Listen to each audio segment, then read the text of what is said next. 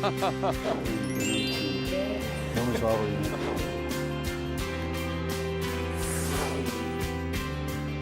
오, 잘하네.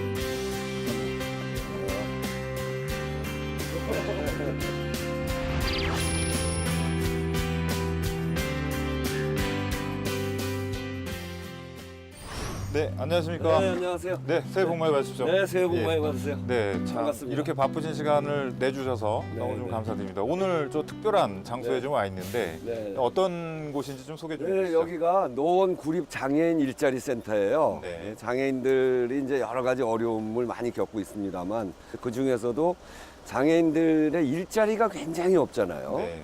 그래서 우리 노원에서는 이 구립으로 장애인 일자리 센터를 만들어서 장애인들에게 최고의 복지라고 할까 일을 주는 그런 작업장이죠. 그래서 오늘은 특별히 이 일자리 센터에 와서 네. 이렇게 함께 뵙게 됐습니다. 그간에 우리 의원님께서 걸어오셨던 행보들 또 장애인의 민생 경제나 민생 살림 뭐 이런 것까지 많이 염려를 하신 그런 것들이 좀 여기서 좀 어우러지는 게 아닌가 싶은데 그래서 오늘 우리 의원님을 모시고 같이 이제 민심을 나누는 그 시간을 좀 마련하면서요 이렇게 좀 민심 초대장을 좀 예. 준비를 했습니다. 아이고 고맙습니다. 민심 초대장 오늘 하루 노원 구립 장애인 일자리 센터에서 장애인들의 직장 동료가 되어 그들과 함께 쇼핑백 생산 및 택배 배송 작업을 함께하고 그들의 이야기에 귀 기울여 주세요. 네. 네, 그러겠습니다. 네, 괜찮으시겠습니까? 네, 좋습니다. 아무튼 좀 같이 어우러지는 민심 소통의 현장이 되었으면 좋겠습니다. 네, 네. 저 인사 다시 드리기로 하고요. 네. 좀 좋은 시간 또 준비해 주십시오. 네, 고맙습니다. 그러겠습니다.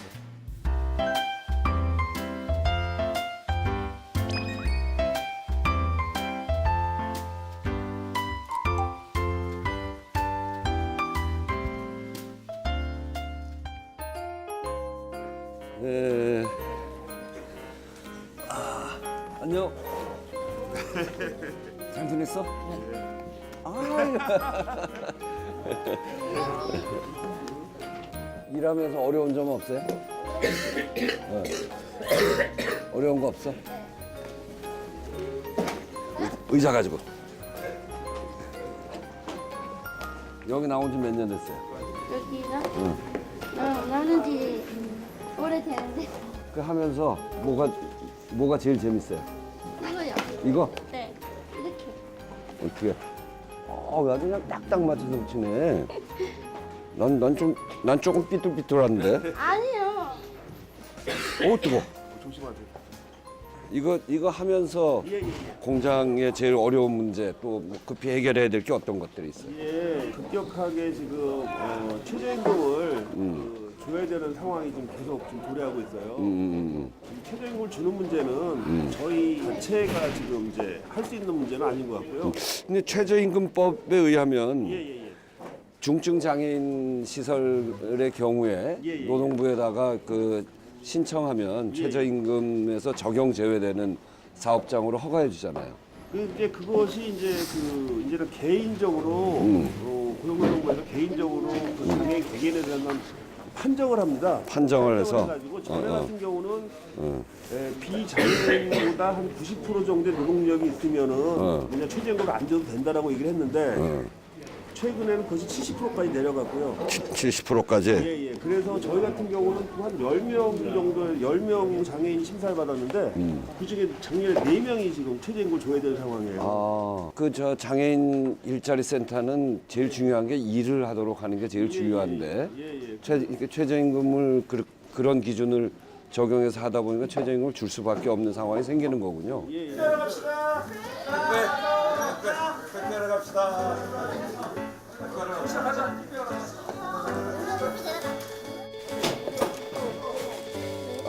요걸 쓰는 거예요, 여기다가? 예, 또 쓰는 거예요. 볼펜. 이거 어디야? 504호요. 5중이. 504호. 이름이 혼자서 배달하면 저 사람들이 잘 받아주지? 네. 집이 어디야? 우리 중계주공 9단지요. 중계주공 9단지구나. 그 이제 갔다가 사람이 없으면 어떻게 해? 없으면 경비실에 경비실에다 맡기고. 자, 12층. 야 이름 한번 써. 안녕하세요. 예, 안녕하십니까? 예. 네, 어, 예. 우원식 아, 국회의원님. 예. 안녕하십니까? 예. 우리 같이 택배하러 왔어요. 아, 진짜요? 고객님 계세요. 없나 보다. 안녕하세요. 수고 많으시죠? 아, 예, 예. 송장 나오는 그거 가져가야 돼 방송 네 나오니까. 가져올게요. 자, 수고 많으시죠? 괜찮습니다. 괜찮아요? 한번 노인들이 뭐 일거리 있는 걸 사용을 생각해야지 딴거 있습니까? 밤새 그 내일 근무하시나요? 아침까지, 예. 내일 아침까지. 잘 예, 부탁드립니다. 예, 그러세요. 뭐 어려운 일 있으면 연락 주세요. 예, 예, 예. 자, 수고하세요. 네.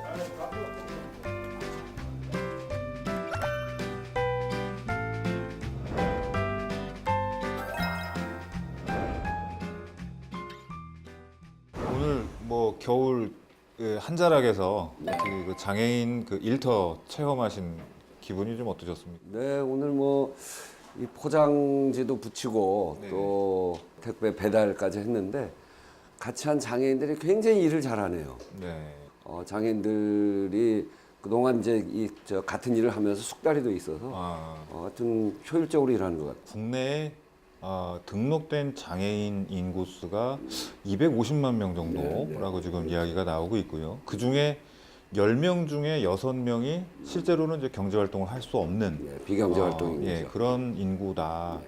사실 이게 좀 뭔가 좀 근본적인 문제부터가 좀 풀리지 않고 있구나라고 생각하고 있는데요. 네, 모든 사람들에게 다 마찬가지로 일자리가 최고의 복지 아닙니까? 평상시에 그 자기가 할 수 있는 일을 하고 있으면 그러면 훨씬 사람의 삶이 윤택해지는 거죠. 일 없는 것처럼 괴로운 게 없는 거죠. 우리 사회에서 그 장애인들에게 일자리를 보장하기 위해서 장애인 고용 및 직업재활법이라는 하는 법이 있어요. 네. 그 법에 보면 의무 고용률을 대개 공공과 민간을 조금 나눠서 조금 다릅니다만 대략 한 3% 정도를 의무 고용하게 돼 있거든요. 네네. 그런데도 살펴보면 민간 부분은 더 형편없이 적게 실상은 하고요. 좀 활발하게 지금 이렇게 예, 안 되고 하지는 있다고 해야 않아요. 되는 거죠. 대기업일수록 안 합니다. 네. 그게 왜 그러냐면 기업에 장애를 갖고 있는 사람들이 들어갈 경우에 장애를 보조하기 위한 시설을 해야 되는데 그 시설하는데 들어가는 비용이 많이 들어간다고 안 하는 거죠. 그래서 하지 않을 경우에 벌과금이나 이런 거를 더 강하게 매겨야 되고요. 그래서 장애인들의 고용을 보장해주는 그런 사회적 시스템을 만드는 게 굉장히 필요하죠. 한편으로는 또 이제 채용 또는 취업의 기회를 제공하는 것도 의미가 있겠지만 양질의 근로소득을 얻을 수 있도록 하는 어떤 저장 장치나 배려도 잊지 말아야 될 것 같은데 그 점에 대해서는 어떻게 생각하세요? 그렇습니다. 이 장애의 문제를 사회 뒤에다 놓고 그냥 보호의 대상, 복지의 대상으로 하면 오히려 훨씬 비용이 많이 들어가요. 네. 그러니까 그분들을 어떻게든지 사회에 나와서 일할 수 있게 만들면 아주 어려운 중증 장애인들도 그만큼의 일의 효율을 갖고 있거든요. 네. 거기에다가 국민 세금으로 또는 그 우리 사회가 일정 부분 더 조금만 더 보태주면 그 생존을 해 나갈 수 있잖아요. 그렇게 되면 훨씬 비용도 적게 들고 사회 총 생산력도 높아지고 그 일하는 사람들 그 장애인은 훨씬 윤택하고 행복한 삶을 살아갈 수 있는 사회로 일자리로 나올 수 있도록 그렇게 하는 노력을 부단히 해야 됩니다. 그리고 제도도 거기에 맞춰서 해 나가야 되고. 네, 장애인 정책 관련해서 좀 말씀 들어봤습니다. 다양한 주제 좀 놓고 다시 한번 좀 또 깊은 내막의 말씀들 좀 들어보겠습니다.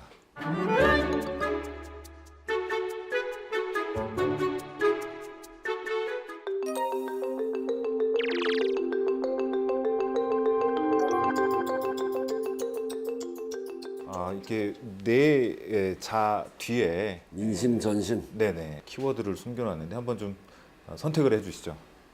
심. 예. 네. 이게 산업안전보건법입니다. 네 지금 가장 큰 사이즈로 우리 의원님을 통해서는 이 키워드가 나오고 있습니다. 내용인즉슨 이제 뭐 한국 서구발전 근로자 사고 이후로 여러 가지 이제 그 제도적, 시스템적, 인본주의적 사고를 좀 더 하자 뭐 이런 것들이 좀 깊이 있게 논의가 되면서 그렇지 않는가. 산재 사고로 사망한 사람들의 80% 90%가 다 하청 노동자들이에요. 그러니까 위험한 업무를 그 외주를 줘서 그 회사 직원이 아닌 다른 사람들, 하청 노동자들이 와서 일을 하고 그 위험에 노출돼 있다 보니까 사망 사고도 많이 나고, 그래서 위험의 외주화를 이제 끝내자 이렇게 이야기하는 건데, 쉬운 해고와 값싼 노동력과 위험의 외주화와 이게 한 덩어리 다 묶여 있는 거거든요. 지난번 스크린도어 사건 2년 반 전에 그 위험의 외주화 방지법 7법이라고 해서 법안을 내놓은 게 있는데, 기업들이 반대를 했죠. 네. 이 외주 주는 것을 못하게 하는 거는 계약 자유에 위반된다. 그래서 자본주의 근간을 흔드는 일이다.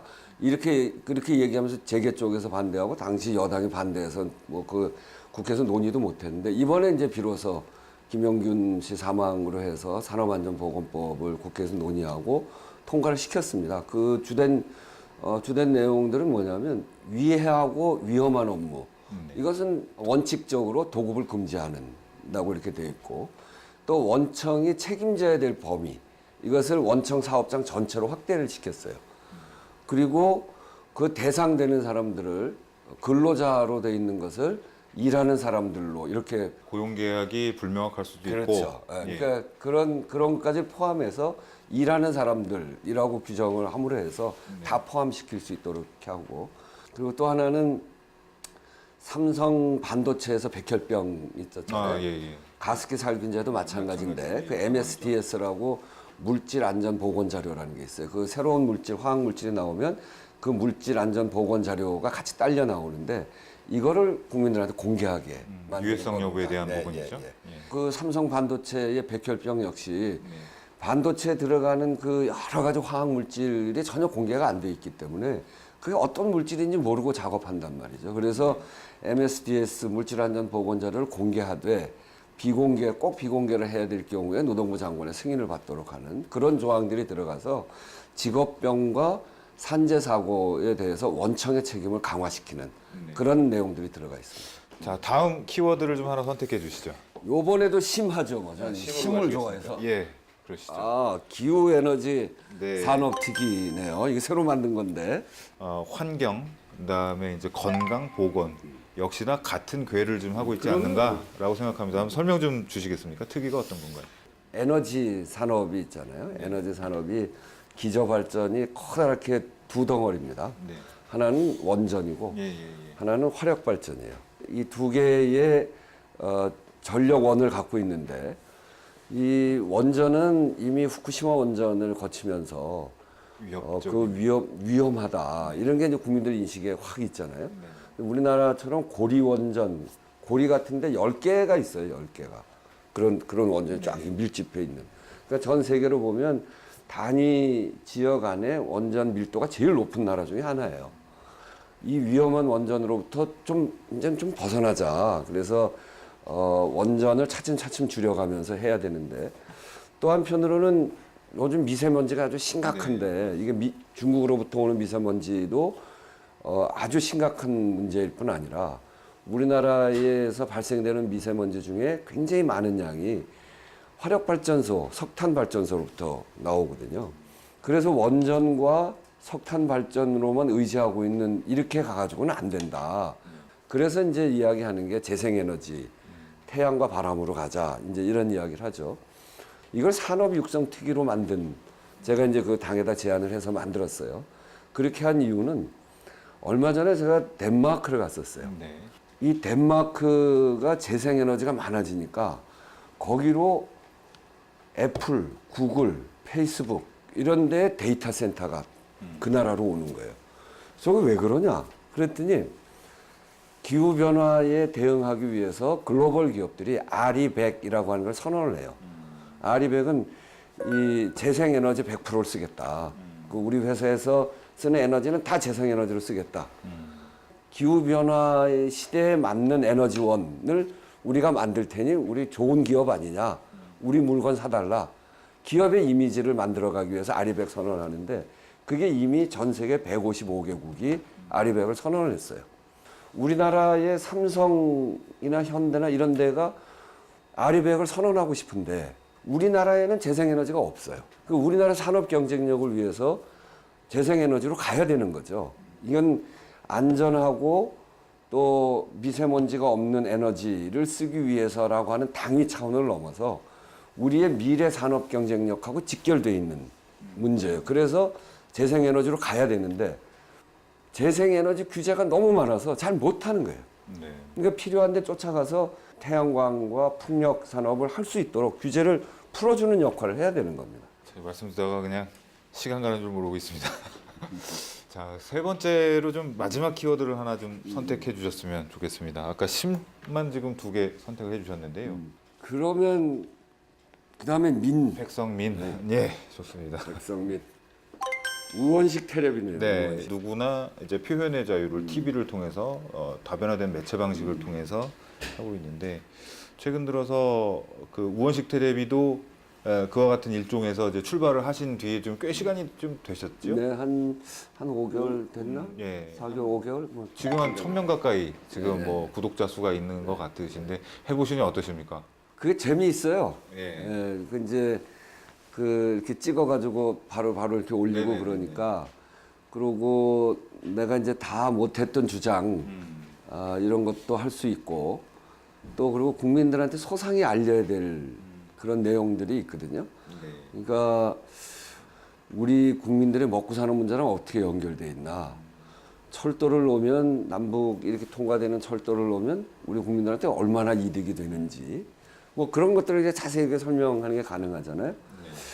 이 기업 간의 불공정 문제 그런 문제를 하나하나 짚어서 법안도 설명하고 그런 거 하고 또 에너지 전환과 관련된 이슈를 많이 하고 을지로위원회 관련해 가지고 뭐 대리점, 뭐 편의점, 복합 쇼핑몰 뭐 등등 이런 문제들 가지고 하나하나씩 설명하는. 그래서 제 그 텔레비는 자극적이진 않아요. 그러게요. 그러니까 뭔가 가십을 만들거나 그러진 않은데 예, 그런 것보다는 제가 하고 있는 활동에 대한 설명을 네네. 이렇게 하는 게 그 주된 내용이죠. 지금까지 지금 그 몇 가지 빅데이터를 가지고 좀 말씀을 나눠봤습니다. 상황을 좀 바꿔서 우리 저 지역 그 노원에 대해서 좀 말씀을 좀 더 나눠보도록 하겠습니다. 우리 우원식 의원님 뵈러 오면서 이제 노원에 지금 좀 현황을 좀 이렇게 살펴보고 왔습니다. 그러다 보니 상당히 취약계층이 많이 분포되어 있는 구다라는 것을 좀 알게 됐는데 국민들 입장에서는 이거 노원구가 계속 이렇게 베드타운이라든지 좀 이렇게 발전이 덜 되어 있는 도심으로 보여지는 것 원치 않는다. 이런 입장들 좀 많은 상황입니다. 처음 아파트를 지을 때 임대 아파트를 많이 지었죠 여기에. 공공주택 개념에서. 예, 그래서 임대 아파트를 많이 지으니까 그 영구임대에 들어오시는 분들은 계속 살잖아요.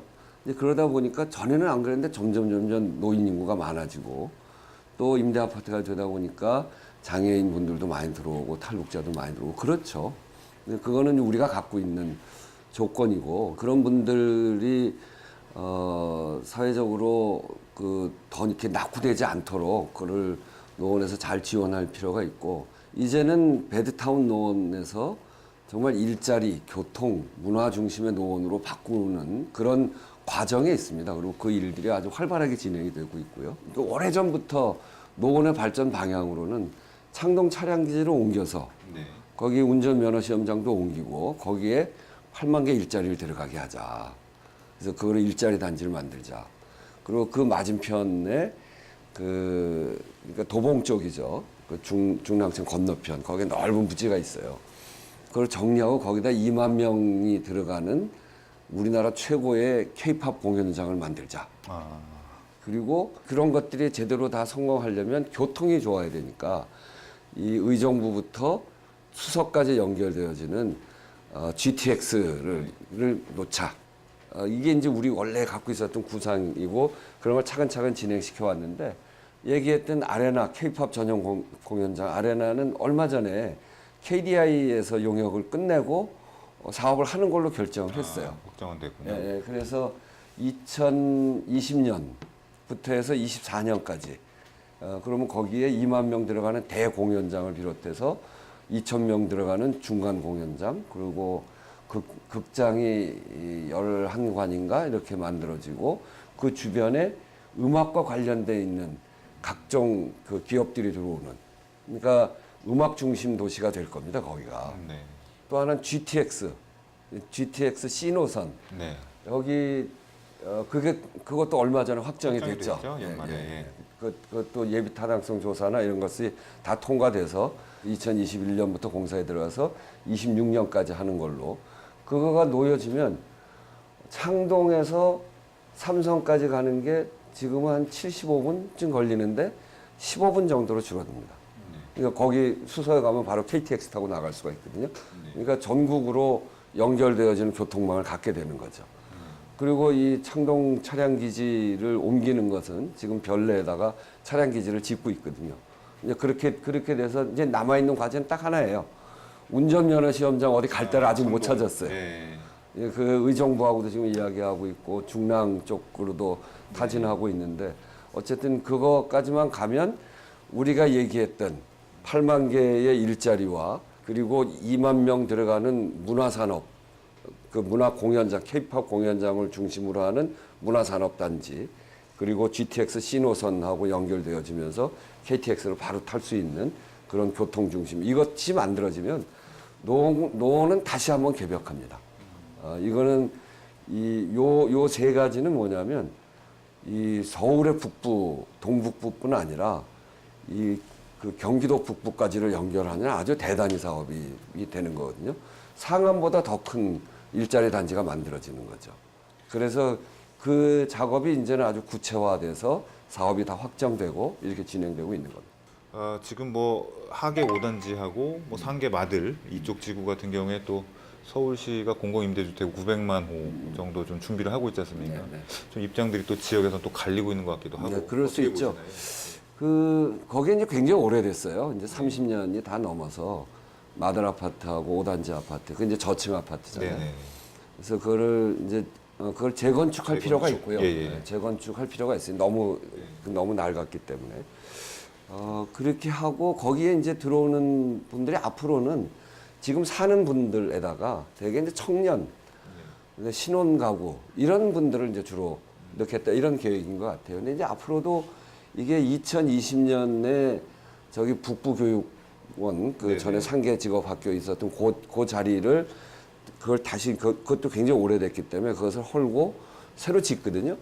거기로 마들 아파트 주민들이 그걸 다 완공한 후에 글로 이주하고 마들 아파트를 다 완공한 후에 또 5단지 이주하니까 앞으로 시간이 굉장히 많이 걸리는 일입니다. 그런 과정에 이런 그 소위 이제 임대 아파트 이슈에 대해서 주민들이 동의할 수 있는 정도의 수준으로 잘 만들어가서 해봐야죠. 자, 오늘 코너 마무리도 드리고 프로그램 마무리도 드리면서 우리 그 시민들을 그 대상으로 마지막 좀 말씀을 드릴 수 있는 시간을 좀 준비를 하겠습니다. 티브로드 시청자 여러분 새해 복 많이 받으십시오. 올해는 황금 돼지해잖아요. 황금 돼지해인 만큼 모든 일들이 잘 되지 하는 말이 나올 수 있도록 여러분들에게 가득 황금 돼지 같은 그런 행운이 깃들기를 기원합니다. 저는 제가 늘 관심을 갖고 있는 것은 정치는 정말 힘든 사람을 위해서 쓰여져야 된다. 그래서 제 말로는 힘이 약한 사람들의 가장 강한 무기가 정치다 이렇게 생각합니다. 제가 하고 있는 을을 지키는 위원회, 을지로위원회의 일이 그렇고 또 제가 지역에서 하고자 하는 일 역시 그렇습니다. 언제든지 어려운 일 있으면 연락 주시고 또 답답한 일 있으면 연락 주십시오. 현장으로 쫓아가겠습니다. 다시 한번 말씀드립니다만 언제든지 연락 주시고 올해는 더 큰 복을 그리고 황금 돼지와 같은 좋은 복을 받으시기를 기원합니다. 감사합니다. 오늘 귀한 시간 내주셔서 민심 체험도 하시고 그다음에 추운 날임에도 불구하고 솔선하셔가지고 시민들과 같이 어우러지신 시간 너무 감사드립니다. 네, 감사합니다. 어떤 상황이 됐든 정말 그 소신껏 활동하시는 의원님 응원 드리겠습니다. 고맙습니다. 네, 감사합니다.